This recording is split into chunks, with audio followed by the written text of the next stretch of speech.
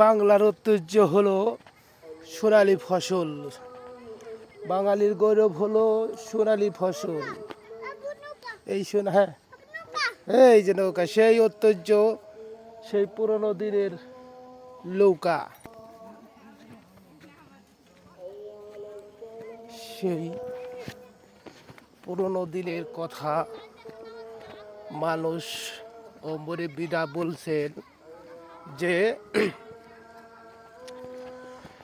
পুরনচালি বাঁধে পারে, যার জুড়ে না নাঙলে ফলে তার জুড়ে নয় এহকালে। তো কৃষকের যদি না হয়, আগাটো হ্যাঁ, যে কোনো দেশে যে প্রান্তেই যান, যে দেশেই যান আর যে মহল্লায় যান, সর্বোচ্চ কৃষক হলো আগে।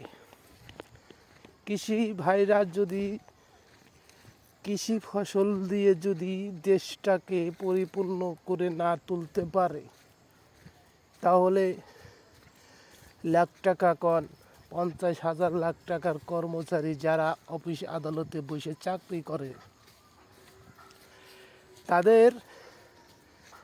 তারা কি টাকা খেয়ে বেঁচে থাকবে না ফসল খেয়ে বেঁচে থাকবে?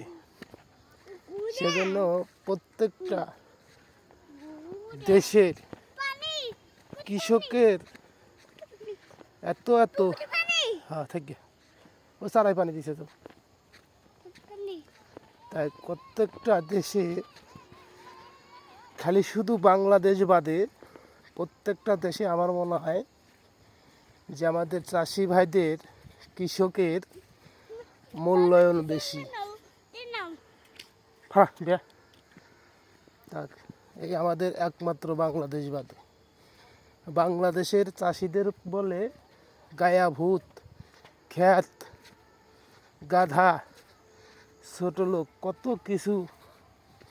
চাষি ফসল নিয়ে যে বিপাকে পড়ে, অন্য দেশের মানুষ এত বিপাকে পড়ে না আমার মনে হয়। চাষিরা আসলে অভাগা। এই বাংলাদেশে যে চাষ আবাদ করবে, তার মতন গাধা, তার মতন নির্লজ্জ, তার মতন অকর্ম, তার মতন কি বলবো ভাই। সেজন্য এই গাধার পিঠে চড়ে তোমরা এত মাল বহন করো, আর সেই গাধাকে তোমরা মূল্যায়ন দিতে জানো না। সেজন্য বলছে মানুষ, দেখো আমরা কতবার বেকুব। একজন মানুষ যদি একটা গরু, এই মানুষকে কত উপকার করে, গরু মানুষকে কত উপকার করে, অথচ এই মানুষের যদি গরুর নাম নিয়ে বলা যায়, হ্যাঁ তুই একটা গরু, তাহলে এই মানুষ দেখবে এই যে বেটা গরু বলল, সেই বেটার পর কত ক্ষিপ্ত হয়ে যায়, আর তুই আমার গরু বললি।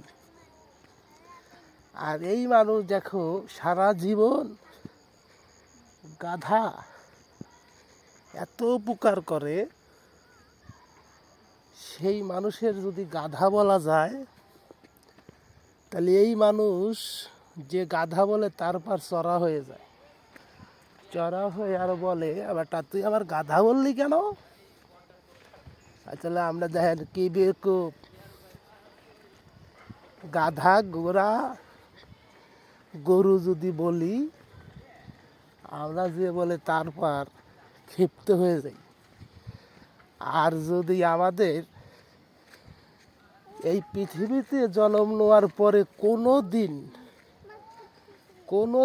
1 সেকেন্ডের জন্য যে উপকার আসে না, অথচ তার দেখে আমরা হাজার হাজার হাত দূরে থাকি, সেই জিনিসের নাম যদি আমাদের দয়া করে একবার নেওয়া যায়, ও আমাদের মনে করেন গায়ে কি তাবক চলে আসে, ওই বাটা তুই সিংহ, তুই রয়্যাল বেঙ্গল টাইগার, বাবা।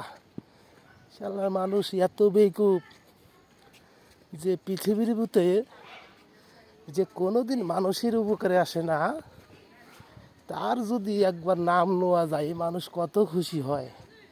তা মানুষ এতবার বেকুব, আপনারা নিজে একবার চিন্তা করে দেখেন। সেজন্যই মূল্যায়ন করা শেখেন। মানুষের জিনিস, যে জিনিসের কদর আছে, যে জিনিসেরই আছে, সেই জিনিসের মূল্যায়ন করা শেখেন। ধন্যবাদ।